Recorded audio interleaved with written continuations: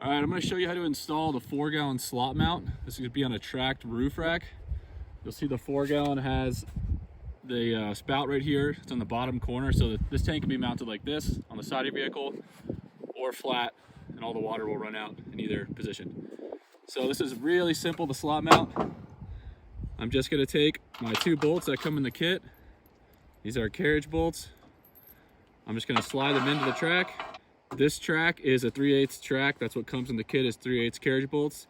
There are other track sizes that are smaller, 5/16 or 1/4 inch carriage bolts. Any hardware store will have the right carriage bolt size you could grab.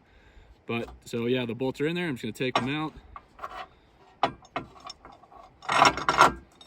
And then just washer on nut on each bolt.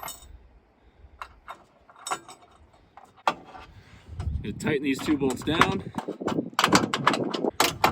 Now it's simple as taking the tank,